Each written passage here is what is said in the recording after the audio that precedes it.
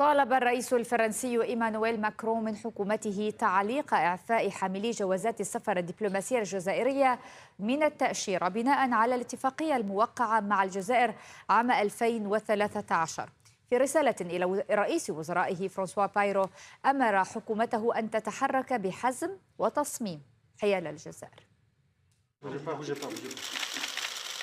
منعطف جديد تشهده الأزمة المتصاعدة بين الجزائر وفرنسا ينذر بالأسوأ.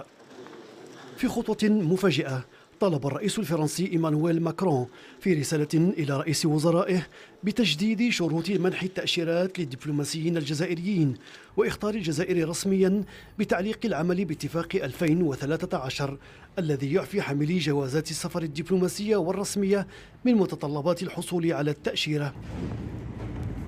كما طلب من وزير داخليته التواصل مع دول منطقة